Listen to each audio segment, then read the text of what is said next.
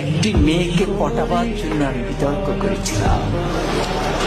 কিন্তু আজকে তোমরা এসছো, কেউ প্রধানমন্ত্রী হবা, কেউ হিলারি হবা। কি ভয়ঙ্কর মিথ্যা কথা! কারণ আমি একটি মেয়েকে শুধু পটাতে চেয়েছিলাম। কি দিয়ে? বিতর্ক দিয়ে। সে আমাকে পাত্তা দেয় না, সে আমার দিকে তাকায় না। আমি তখন অষ্টম শ্রেণীতে পড়ি, শুধু তার দিকে একবার তাকাবো, কি সেই কৌশল, কিন্তু সে তাকায় না। পরে ভাবলাম বিতর্ককে আশ্রয় করি, সেখানে যদি দাঁড়ায় তাহলে মেয়েটি মনে হয় আমার দিকে তাকিয়েই থাকবে। এই আশায় আমি বিতর্ক করেছিলাম। এরকম আশা নিয়ে একবার আমি সিলেট যাচ্ছিলাম। তখন আমি আর অষ্টম শ্রেণীর বালক নই, এয়ারপোর্ট স্টেশন থেকে উঠেছি। তো যাওয়ার সময় ট্রেন, সকালে সিলেটের ট্রেন, আমি উঠলাম।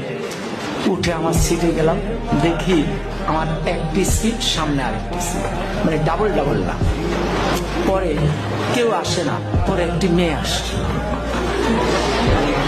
এবং মেয়েটি সামনে বসার পর আমি একটু সতেজ হয়ে গেলাম। পুরুষের মন তো। পরে মেয়েটি দেখলাম সাদা গাউন পরা, আমি বুঝলাম সে সিলেট মেডিকেল। তাহলে ভাবলাম যাক, মান সম্পন্নই হয়েছে। এরপরে ট্রেন এগিয়ে যাচ্ছে, আমার মনে কত কিছু আসে, কত ভাবনা আসে, কিন্তু আমি তো কথা বলতে পারতেছি না, খুব আনইজি বোধ করছি। কি করব? ট্রেন যায় ভিড়ল আখাউড়া স্টেশন। আখাউড়া তো নাম শুনেছ না? তো পরে আমি আখাউড়া স্টেশনে গেলাম। যাওয়ার পর হঠাৎ আমি তো মেয়েটার দিকে তাকানোর চেষ্টাই করি, কিন্তু মেয়েটা করে কিনা আমি ঠিক বুঝি না।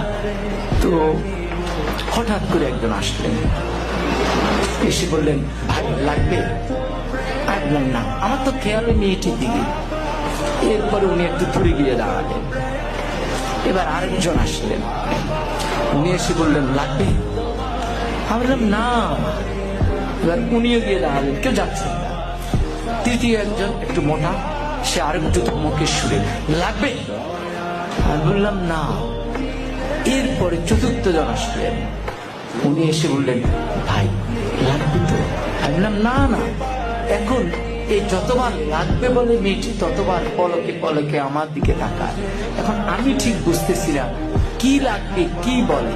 পরে আমি একটু উত্তেজিত হয়ে চারজনকে ডাকলাম, কি সমস্যা, কি লাগবে? আপনার চারজনই আমাকে ঘিরে দাঁড়িয়েছেন আমার জানালার সামনে। তখন বলবো তো বললেন। বললো, ভাই আমরা হিরোইন বিক্রি করি, আপনাকে দেখে মনে হয় দারুণ ভাবে আপনি হিরোইন। ফলে যে মেয়েটির কাছে আমি এয়ারপোর্টের সামনে নায়ক হয়ে উঠলাম, আখাউড়ায় হয়ে গেলাম হিরোইন। বাকি সময় আমি আর তার দিকে ভুলেও তাকাইনি, কিন্তু মেয়েটি ওই হিরোইন বলার পর যে মুচকি হাসি দিয়েছে, সে হাসিটি আজও আমি ভুলিনি।